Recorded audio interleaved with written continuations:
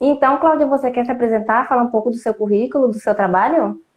Então, eu sou Cláudia Tomé-Vitti e eu comecei a pesquisar, na verdade, não foi por Dona Maria II, né, pela nossa Princesa Maria da Glória, minha pesquisa começou pela Imperatriz Dona Amélia e, embora eu já tenha, assim, gostado, vamos dizer assim, da Maria II quando eu era pequena, foi a primeira personagem da família Bragança que me foi apresentada, eu até hoje separei uma coisa, agora que a gente está organizando as coisas da mudança, eu tenho esse quadro pequenininho, não sei se dá para ver direito, que foi um presente do meu avô, quando eu fiz 7 anos.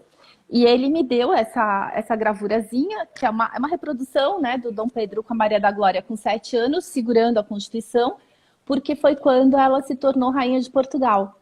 E era meu aniversário de 7 anos, ele me deu e falou: olha, agora você pode ter juízo, porque com 7 anos teve uma menina, uma princesa, que se tornou rainha em Portugal.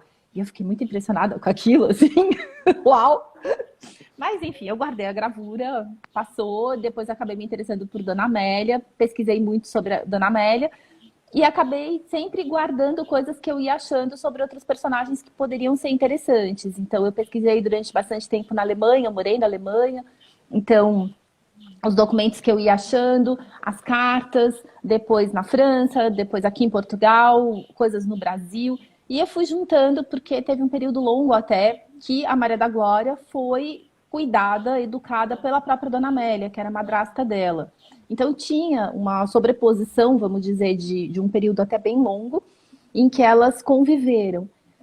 E aí aconteceu uma grande coincidência, que foi em 2018, a Fundação da Casa de Bragança entrou em contato comigo, por duas pessoas diferentes que me sugeriram como uma possível colaboradora, porque em 2019 foi a comemoração dos 200 anos do nascimento da Maria da Glória.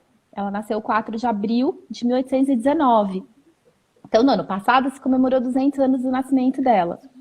E a Fundação da Casa de Bragança, que tem como um dos principais objetivos perpetuar a memória da família Bragança, queria então fazer algumas publicações sobre aspectos menos explorados da vida dela. Porque o que aconteceu? A Maria da Glória se tornou rainha de Portugal, como Dona Maria II. E todo o reinado dela foi muito estudado, muito bem documentado, é muito conhecido aqui em Portugal. A gente tem biografias muito boas sobre ela, que sempre começam assim. Então, teve toda a questão com ela ter nascido no Brasil, depois teve todo o problema das guerras liberais, e aí finalmente ela chegou e virou rainha. Pronto, agora comece. Aí vai tudo super detalhado, documentado, analisado, estudado. Mas o começo é sempre muito pouco estudado, porque justamente é o período que ela não passou em Portugal. Ela só chegou em Portugal já com 14 anos.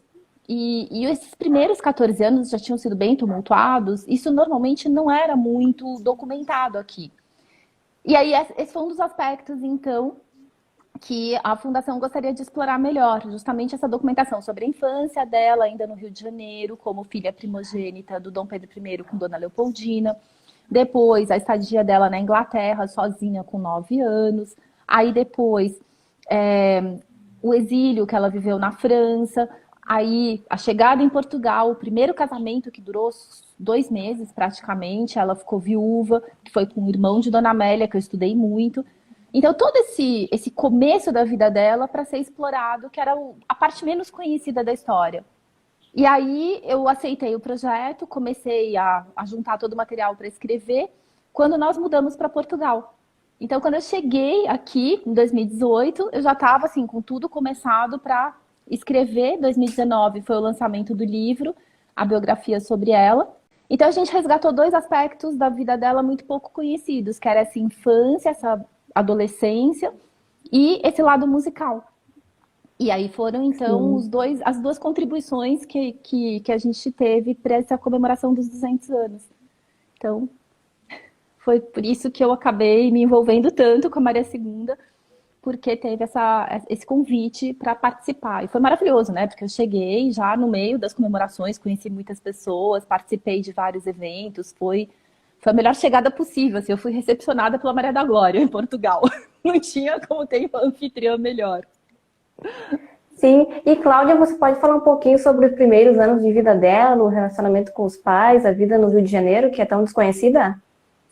Então, ela foi a primeira filha de Dom Pedro I e Dona Leopoldina. E demorou um pouquinho para ela nascer, porque, como a gente sabe, Dom Pedro e a Leopoldina casaram em 1817, e a Leopoldina, apesar de já ter 20 anos, ela demorou um pouquinho para engravidar. E aí a Maria da Glória nasceu só em 1819. Embora tenha sido uma menina, sempre, né, nessa época se preferia um menino, mas eles ficaram muito felizes, porque demorou um pouco, e aí finalmente nasceu uma menina super saudável, a primeira filha, então eles sabiam que eles ainda poderiam ter muitos outros filhos, e também não havia nada nas leis portuguesas que impedissem uma mulher de ser rainha, se fosse necessário. E a gente tem que imaginar que, eu estou falando de 1819, quando ela nasceu. A independência do Brasil só vai se dar em 1822. Então, nesse momento, o Brasil ainda era Reino Unido com Portugal. E Dom Pedro era o descendente de Dom João VI. Então, ela era descendente de Dom Pedro I. Tanto o Brasil, que fazia parte do Reino Unido, quanto Portugal e Algarves, né? Que era esse bloco grande que se entendia na época. Então, ter uma herdeira, tá tudo bem. Você tem uma herdeira, já está garantido. Mesmo que nasçam mais 4 ou 5 meninas, não nasça nenhum menino, ela estava destinada a herdar o trono de Portugal um dia. E isso não era nenhum impedimento. Então, ter uma herdeira já estava bom demais. Se viessem outros, melhor ainda. E os pais se encantaram muito com ela, porque era a primeira filha, os dois eram jovens. Dom Pedro tinha 19 anos na época, a Leopoldina tinha 20, é isso? Não, não. Eles casaram quando ele tinha 19 e ela tinha 20. Então, 2 anos depois, ele tinha 21 e a Leopoldina tinha 23, quando ela nasceu. Os dois eram jovens, era a primeira filha. Tem cartas da Leopoldina que ela diz que eles passavam o dia trocando ela de colo. Ia do colo dele pro colo dela, do colo dela pro colo dele. Que eles andavam pelo palácio com aquela, né, com aquela preciosidade no colo. E ela era fisicamente muito, muito parecida com Dom Pedro, mas com as cores da mãe. Ela era loira e tinha olhos azuis, mas ela tinha os traços do pai.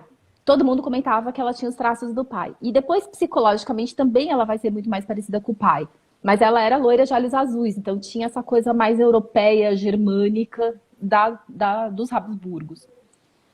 E ela cresceu esses primeiros anos, então, até 1822, né, até ela fazer 3 anos, numa corte de Reino Unido, em que os avós ainda viviam no Rio de Janeiro, Dom João VI e a Carlota Joaquina viviam no Rio, Dom Pedro era simplesmente um príncipe herdeiro, e ela era a primogênita. Nasceram mais 2 meninos, mas eles morreram muito cedo. O primeiro morreu basicamente no parto, e o segundo viveu só 1 ano e também faleceu. Então ela se manteve como única herdeira até 1822. E aí, com o processo da independência, em 21, Dom João VI, Carlota e corte voltam para Portugal, e ela então se torna filha única, né, praticamente, naquele momento, do Dom Pedro da Leopoldina, quando começa o processo da independência. Logo nasce a Januária, que é a irmã dela mais próxima. E aí a gente tem uma coisa interessante, que ela começa a aparecer nas imagens. Toda a iconografia da independência, a gente já vê ela pequenininha. Então tem, por exemplo, a aclamação de Dom Pedro como defensor perpétuo, no aniversário dele de 12 de outubro de 22. Ela tá lá no colo do futuro Marquês de Cantagalo atrás, porque ela é herdeira. Eles estão mostrando, olha, a gente tem continuidade para essa dinastia. Aí depois, quando chega 1º de dezembro de 22, que é a coroação de Dom Pedro, ele tá lá na Capela Imperial sendo coroado, a Leopoldina tá na tribuna de honra e ela tá ali olhando pelo terracinho da tribuna com o lequezinho, assim, sabe? Uma mini Leopoldina olhando a coroação do pai. Então, a gente percebe que ela começa a aparecer. E aí, a partir desse momento, ela passa a ser herdeira tanto de Portugal como do Brasil. Porque a gente ainda tem essa questão que Dom Pedro é herdeiro de Dom João VI, mas já é imperador do Brasil. E aí, isso dura até 1825. Em 1825, em dezembro, nasce Dom Pedro II. E aí, nesse momento, ela deixa de ser herdeira do Brasil. Dom Pedro decide separar os 2 filhos e os 2 tronos. Então, ele designa, por vontade dele, que Dom Pedro II seria, então, destinado para o trono brasileiro, futuro imperador do Brasil. E ela seria, então, destinada como herdeira para o trono de Portugal. E ele decide dividir assim. Por quê? Porque o Brasil era um país muito recente, em 25 fazia só 3 anos da independência, então ele entendeu que seria preferível que o Brasil tivesse um imperador homem, que seria mais fácil das pessoas aceitarem. Portugal já tinha tido uma rainha, Dona Maria I. Então seria mais fácil aceitar uma rainha mulher, e ela então seria destinada como futura rainha de Portugal. E ele já divide ali, no nascimento do Dom Pedro II. E em seguida, em março de 1826, isso foi quando Dom Pedro II nasceu, né? Que ele faz a divisão. Quando Dom João VI morre, em março de 1826, a notícia chega no Brasil, tinha o tempo, né, dos barcos ainda sem motor que levavam para atravessar o Atlântico. Eles chegam no Brasil com a notícia já no finzinho de abril. E aí Dom Pedro basicamente estaria reunindo as duas coroas de novo. Como não era viável, a independência ainda era muito recente, iria invalidar todo o processo, o que ele faz? Ele então fica com a coroa brasileira, ele continua como imperador do Brasil e abdica, e a Maria II vira então a herdeira do trono de Portugal.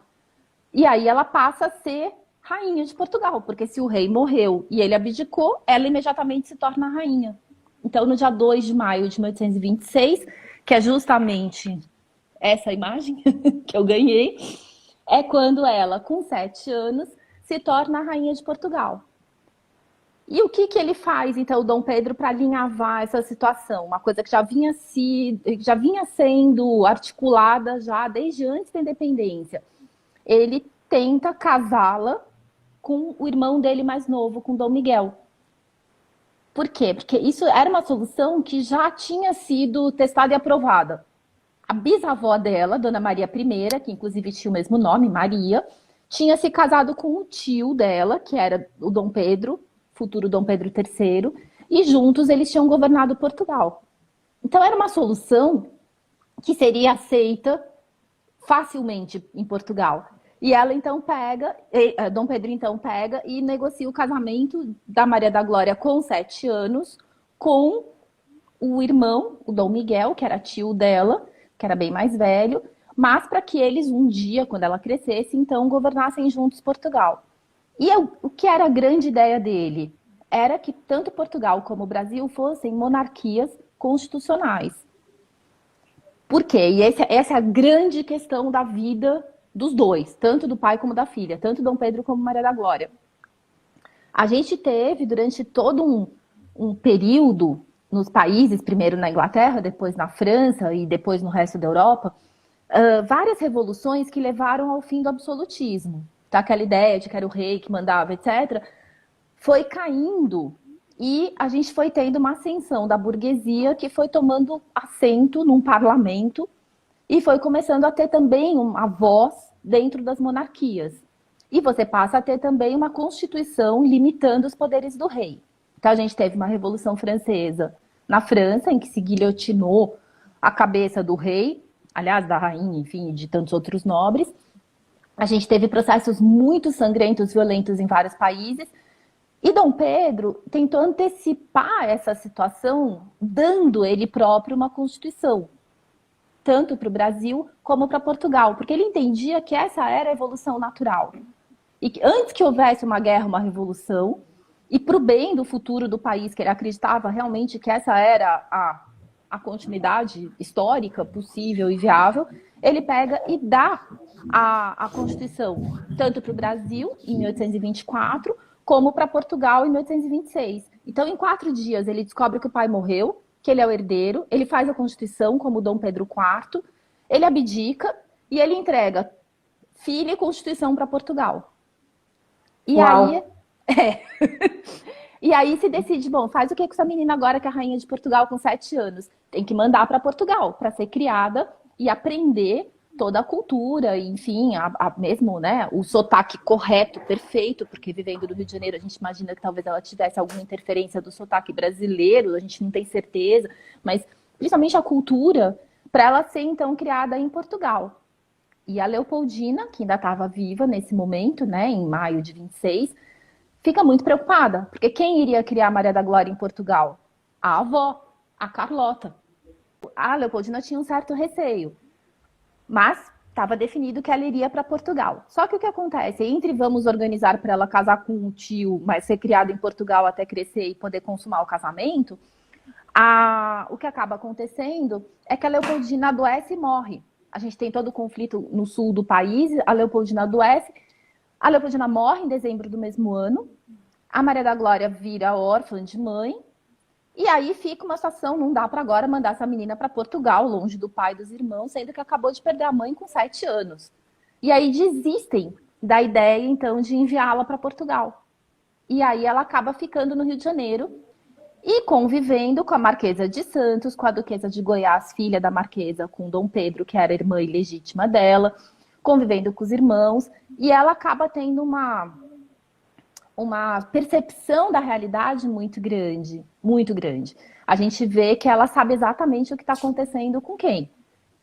Tem um dia que Dom Pedro lá se desentende, eles estão lá na ala infantil e tem uma briga entre as crianças e ela trata mal a Duquesa de Goiás, que era a meia-irmã dela, e ela fala que não vai sentar na mesa com essa bastarda. Ou seja, ela sabia exatamente a situação. E o Dom Pedro fala, eu vou te dar uma bofetada. E ela fala, o imperador vai dar uma bofetada na rainha? E ela usa a posição dela, pequenininha. Então ela desafia o pai, ela tem perfeita noção da posição dela, e ela não aceita essa irmã. Então a gente percebe ali que ela tinha uma noção, ela devia ter o quê? 8, 9 anos no máximo, e que ela tinha perfeita noção da situação.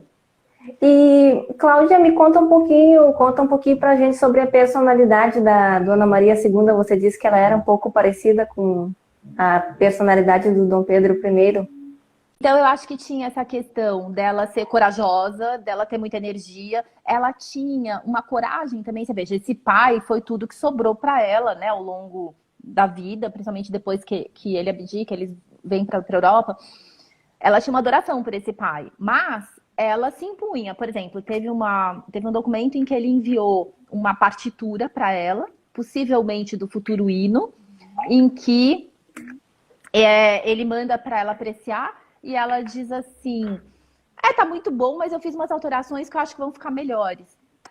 Ela tem coragem de fazer isso, né? Eu acho que isso é um lado, assim, que, meu Deus, quem que faria isso, né?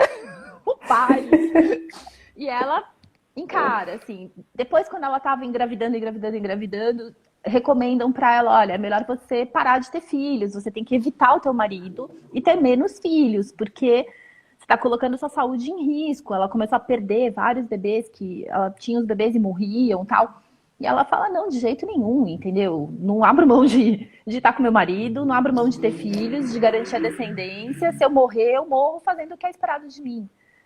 Então, eu acho que, assim, mesmo todas as questões que a gente vê durante a vida dela, ela teve sempre essa postura de vou fazer o que eu acho certo, muito como pai.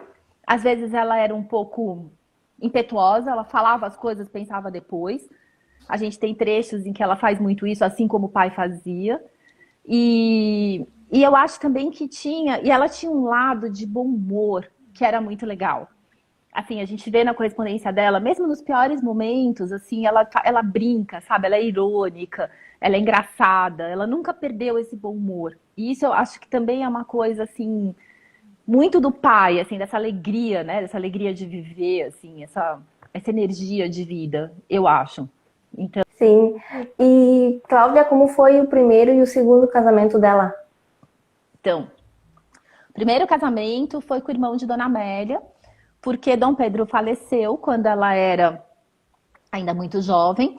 Então, eles tinham acabado praticamente de chegar em Portugal, fazia um ano que eles estavam em Portugal, todos eles, né? Dona Amélia, Dom Pedro e a Maria da Glória reunidos de novo. Só voltando um pouco, teve a guerra. Então, quando ele vence a guerra e volta, e vem para Portugal, ainda espera um tempo até as coisas estarem estáveis. E aí, em setembro de 1833, ele manda chamá-las, a esposa e as filhas que estavam em Paris, para virem para Portugal. E aí ele tenta prepará-la o melhor possível, porque ele sabia que ela iria assumir muito em breve. Ele estava já com tuberculose. E ao chegar em setembro, em abril, ele já teve o primeiro episódio em que ele tossiu e saiu sangue em público. Então ele já sabia que ele ia morrer. E ele faz o possível para preparar essa filha, para mostrar Portugal para ela, leva para o Porto, né, que foi onde teve todo o cerco, todo o desenrolar da guerra. Ele tenta prepará-la o melhor possível. E aí, efetivamente, eles ficaram aqui juntos em Portugal 1 ano e 1 dia.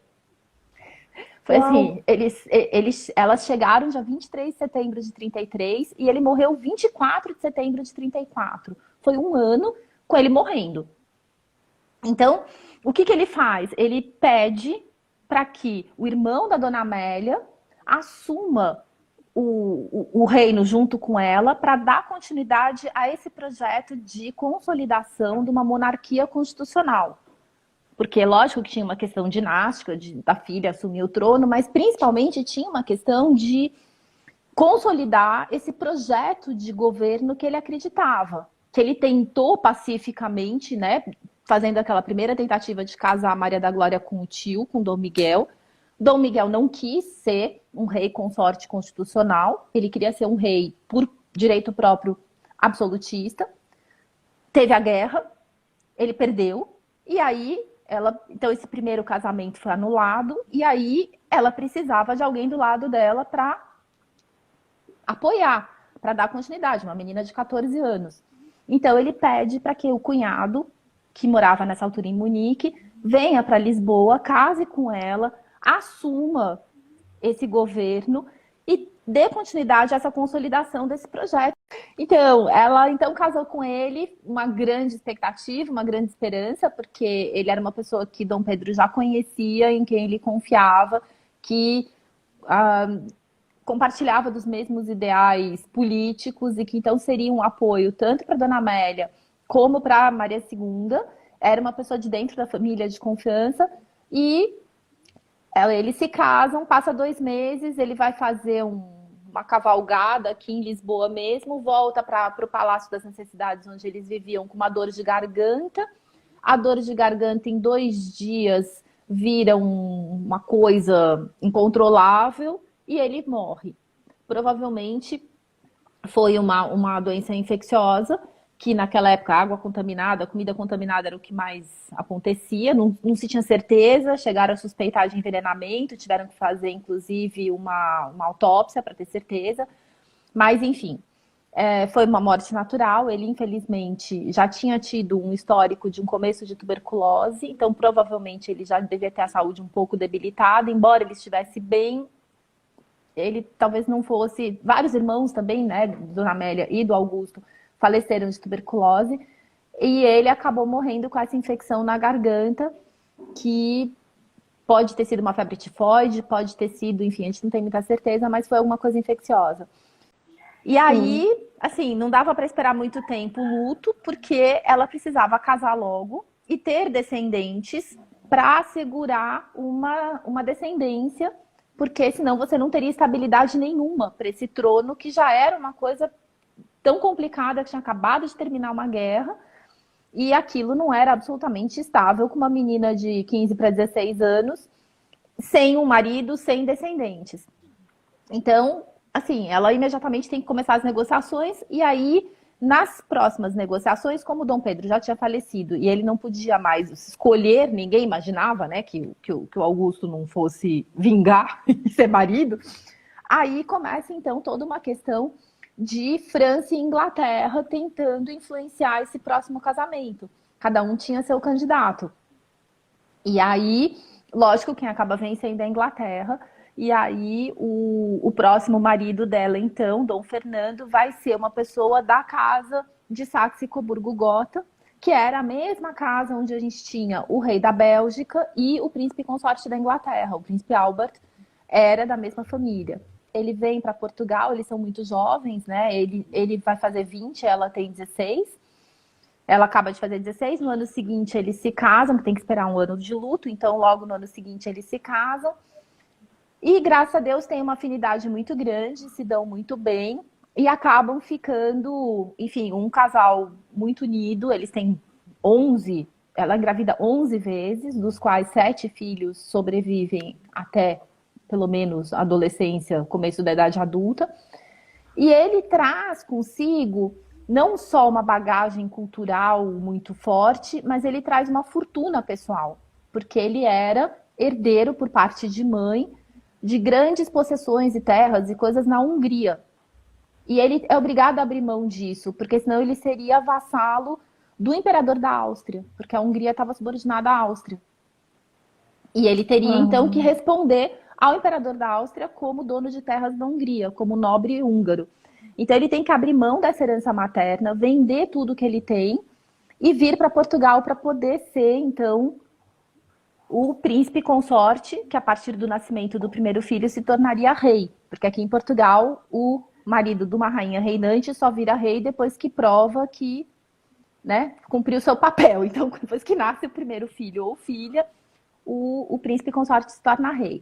Mas para poder casar com ela, de qualquer maneira, ele teve que abrir mão. Então, ele traz uma fortuna que ele investe aqui em Portugal. Então, ele compra, por exemplo, toda a parte alta da Serra de Sintra, que é uma serra muito bonita, que fica aqui a 20, 30 quilômetros de Lisboa, e ali ele começa a ter não só uma reserva de caça, mas ele constrói um palácio magnífico, que é o Palácio da Pena, que é um dos cartões postais de Portugal.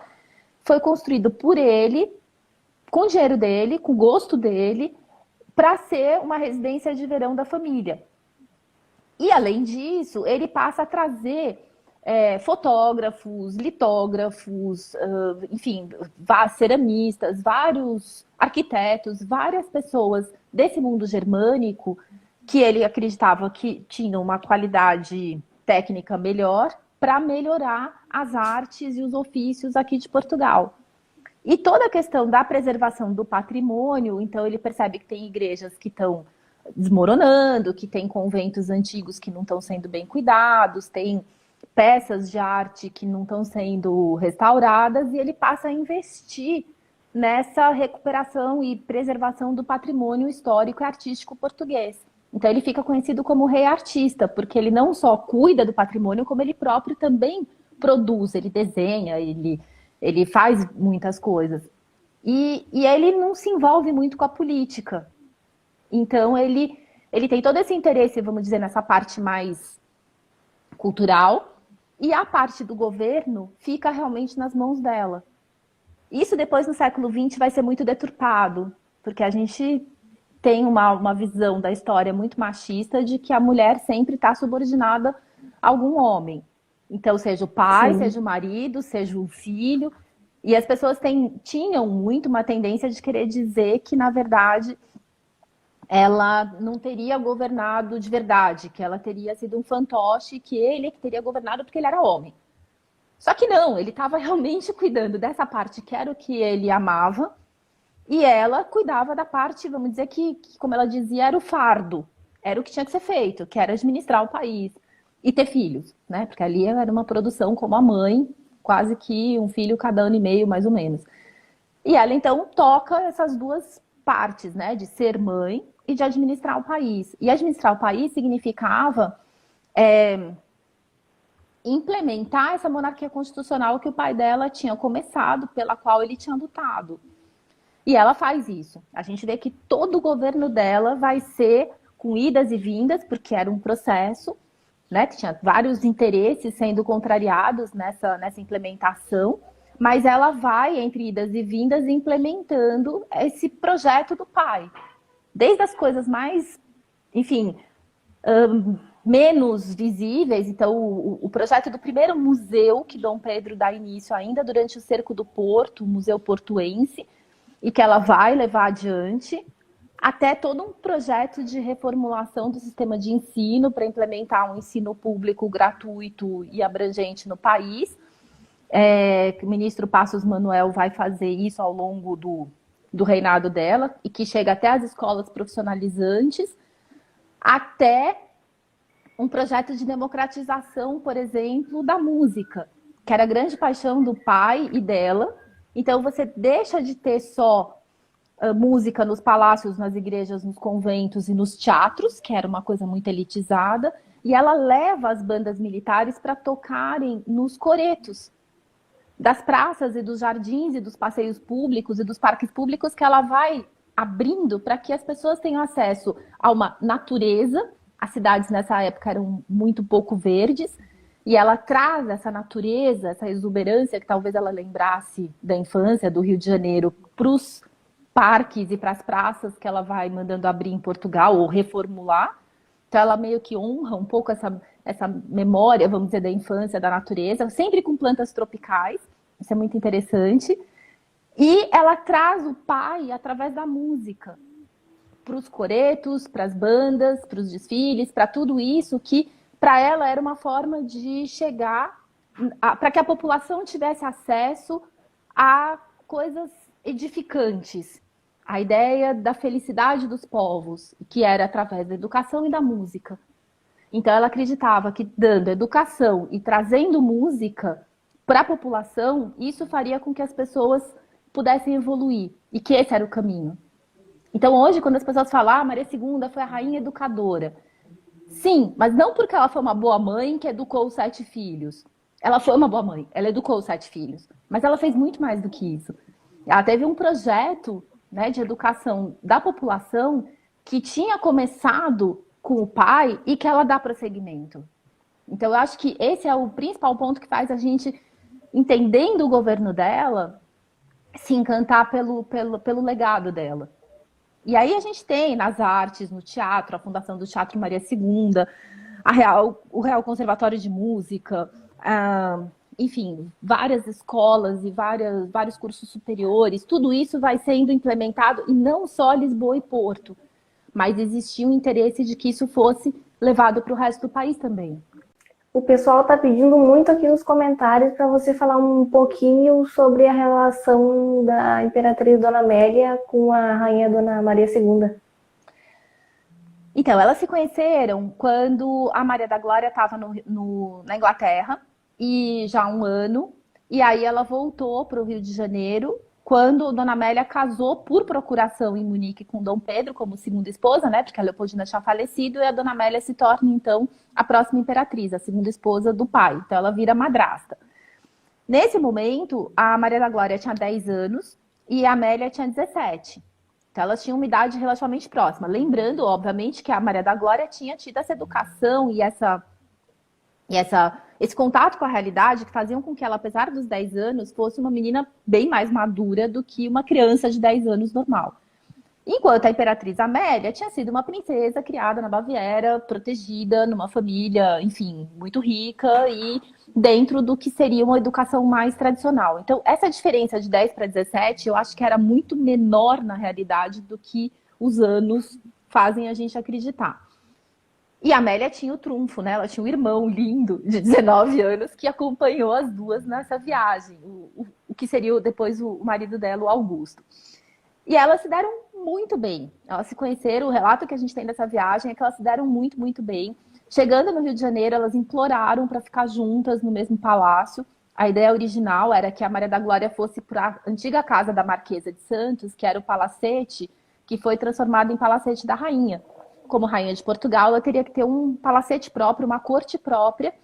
E as duas choram, pedindo para não serem separadas, que elas queriam ficar juntas em São Cristóvão.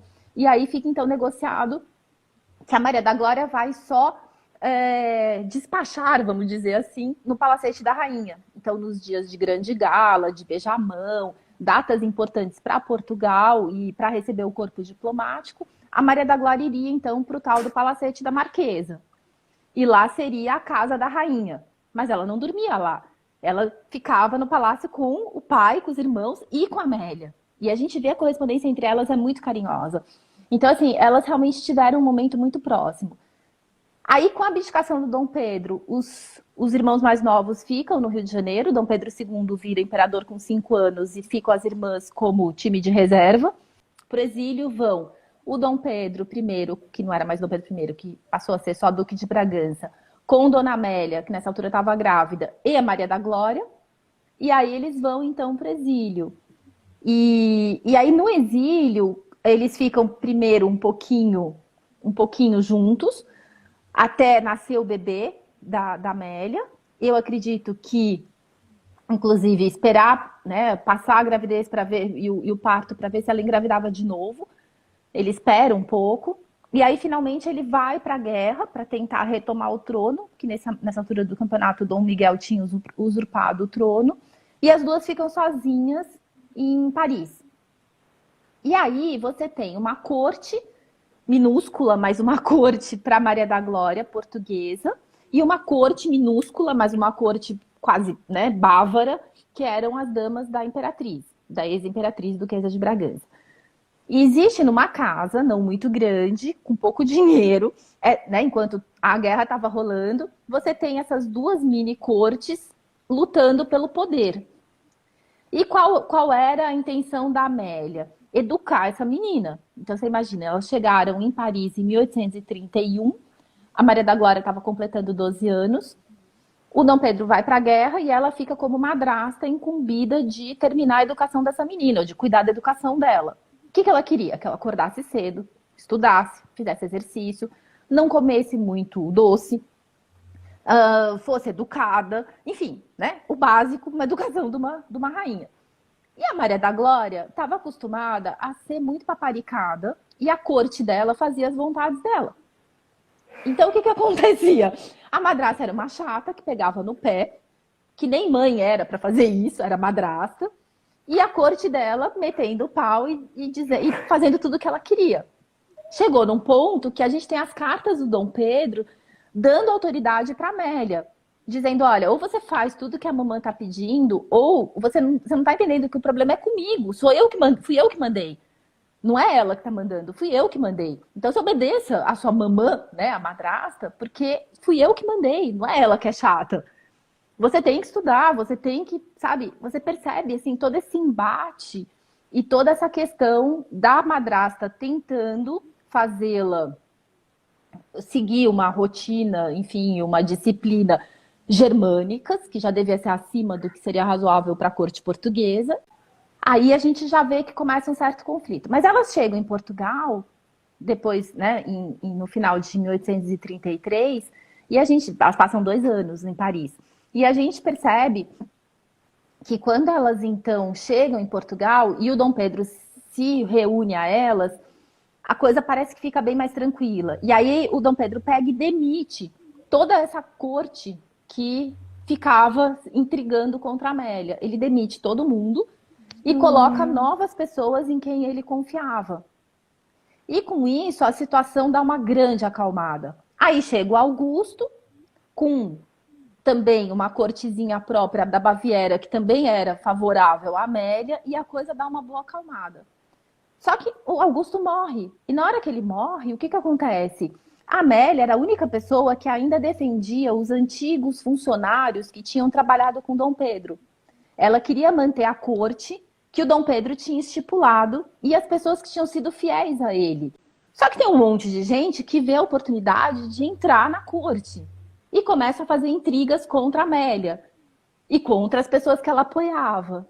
E aí chega uma hora que a Maria da Glória acaba se enchendo, manda todo mundo embora, despacha a Amélia para um outro palácio, com a desculpa de que está chegando um novo marido e ela era irmã do marido anterior e ia ficar muito chato. Então ela despacha a Amélia do palácio, despacha todo mundo, demite esses funcionários. A Amélia pega e assume esses funcionários, que foi uma afronta, e aí fica uma situação muito delicada entre elas. E aí é o período em que a gente tem as cartas e os relatórios e todas as coisas assim de que foi um atrito imenso. A Amélia fica ofendidíssima, vai para um palácio, enfim, designado para ela, não gosta, muda, aluga um palácio que ela prefere, rejeita o que foi dado para ela, que também pega meio mal. E ali a coisa fica assim estremecidíssima. Só melhora quando Dom Fernando chega, porque Dom Fernando também era um príncipe do sul da Alemanha, um pouco mais velho, e ele então consegue reaproximar as duas. E aí a gente tem um período bem melhor, em que daí, por exemplo, a Maria da Glória engravida e a Amélia escreve para o Rio de Janeiro super preocupada quais as doenças de infância que ela teve, se ela teve rubéola, porque rubéola na gravidez seria um desespero. E ela fala, eu não fui mãe dela desde o começo, eu não sei. Então você vê essa preocupação. Aí ela é convidada para ser madrinha do primeiro filho. Então Dona Amélia é madrinha de Dom Pedro V. Manda trazer os berços, manda fazer várias... Sabe assim, você vê que tem todo um carinho, uma preocupação que excedia o que seria só um protocolo. E aí você passa a ter com o nascimento do Dom Pedro V, Dom Luís, etc., uma convivência entre a Maria Amélia, filha da Amélia com o Dom Pedro, com esses filhos da Maria da Glória, porque a diferença entre eles não era tão grande.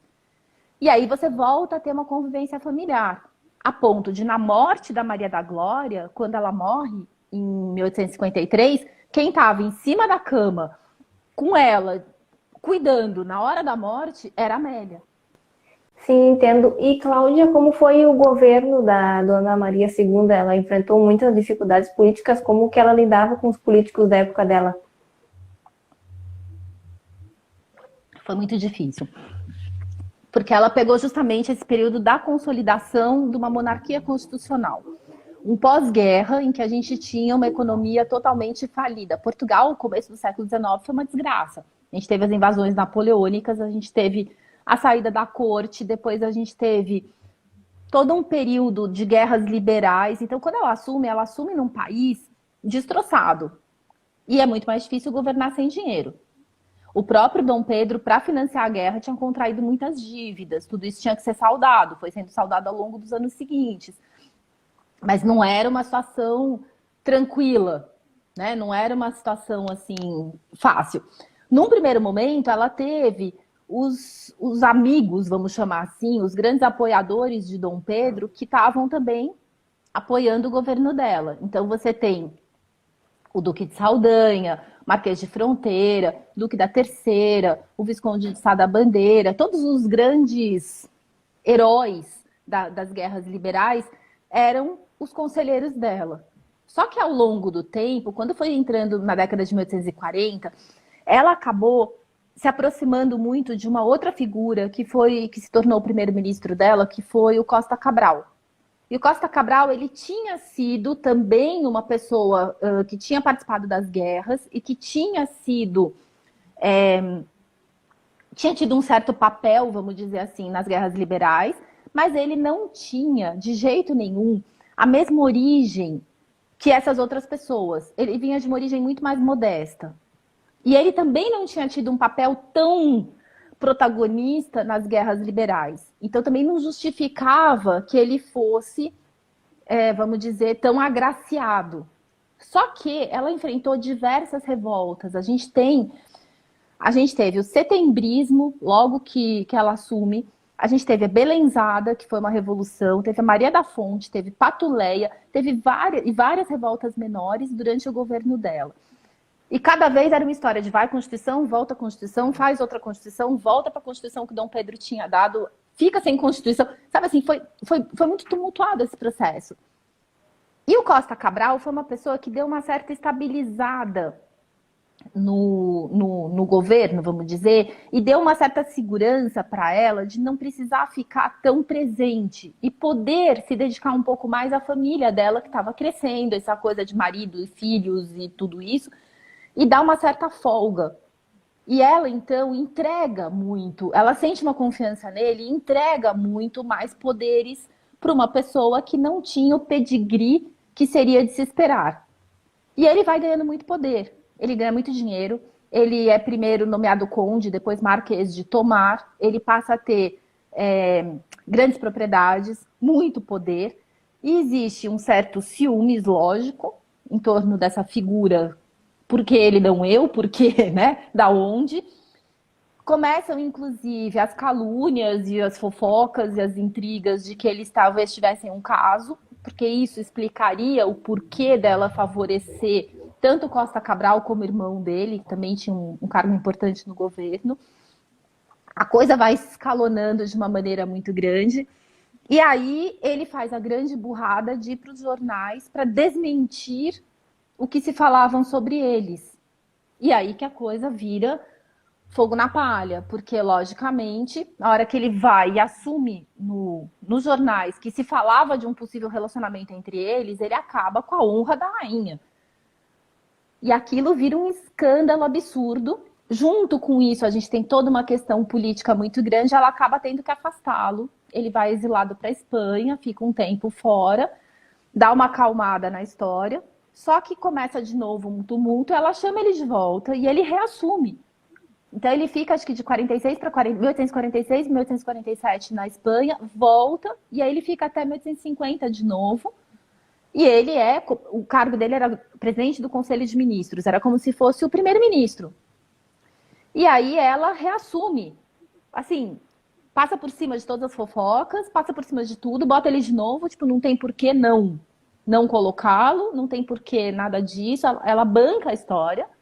E ele volta para o cargo e ele continua mandando e desmandando, e eles implementam várias reformas que estavam sendo discutidas e contestadas, ela implementa as reformas que ela acreditava, e aquilo então fica para sempre essa mancha, vamos dizer assim, na reputação, na honra dela como mulher, e, vamos dizer, no merecimento dele de estar naquele cargo, se ele realmente era competente ou se ele só estava lá porque teria tido alguma coisa com ela. Isso é uma coisa que até hoje a gente tem essa questão, esse questionamento. Depois encontraram uns bilhetinhos entre eles, que ela escreveu para ele, muito informais. Ela era uma pessoa muito informal, ela tinha um jeito muito mais como o pai, como Dom Pedro, né? Assim, ela falava com as pessoas de uma maneira muito mais próxima, sem aquele protocolo todo. Então, tudo isso foi muito explorado porque ela era mulher, porque ela tinha um poder, porque ela fazia o que ela queria e porque essa é sempre a maneira de se atingir as mulheres, eu acredito. Não sei, eu acho que esses bilhetes não querem dizer nada. Eu Os também acho isso. rumores podem ter sido, né, muita intriga. A vida dela inteira foi permeada por intrigas. Então, assim, era difícil, né, ser uma mulher reinando nesse momento, num país nessas condições e tentando passar por esse processo. Então, o meu entendimento é esse, mas, enfim, a gente nunca vai ter certeza absoluta. O pessoal quer saber sobre a amizade dela com a Rainha Vitória do Reino Unido. Ah, essa história é bonitinha. Elas se conheceram quando a Maria da Glória foi para a Inglaterra, que até foi uma história engraçada, porque era para ela ter ido. Depois que a mãe morreu, que desistiram de mandá-la para Portugal, quando chegou em 1828, resolveram enviá-la para a Áustria. Dom Pedro achou que ela podia ser criada na corte do avô materno, né, do pai da Dona Leopoldina, na corte do Francisco I, e manda ela, então, para ser criada em Viena. E eles saem do Rio de Janeiro, felizes, no dia 5 de julho de 1828. Ainda estão na costa do Brasil, quando no dia 11 de julho, Dom Miguel toma o trono de Portugal. Ele é aclamado rei. E eles não sabem disso. Então, eles continuam navegando, atravessam o Atlântico, bem sossegados. Quando chegam em Gibraltar, aí era para eles terem um prático, né, que é a pessoa que ajuda a entrar no mar Mediterrâneo, atravessar o estreito.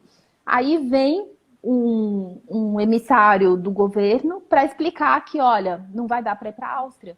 Dom Miguel tomou o poder em julho, isso já era setembro, né, até o navio chegar.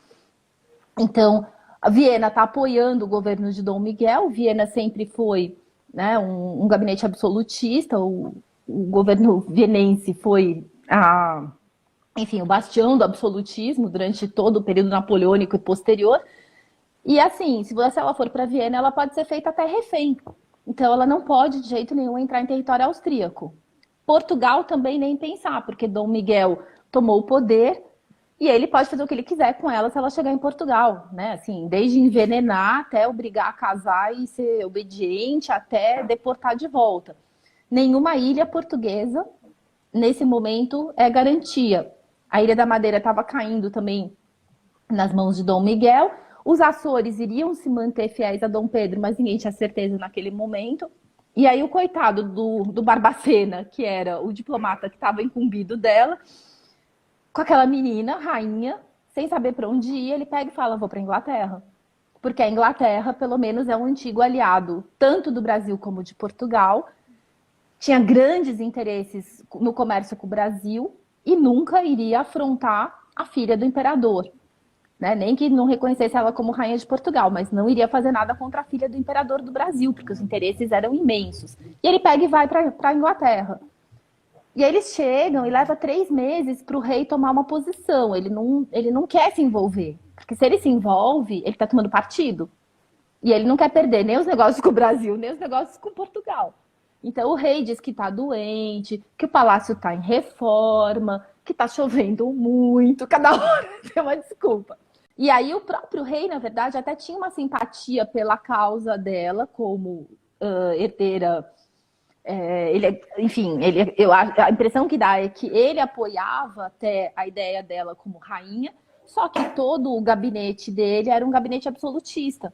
Tinha caído o antigo ministro, que era mais liberal. E ele também não podia se desentender com o parlamento.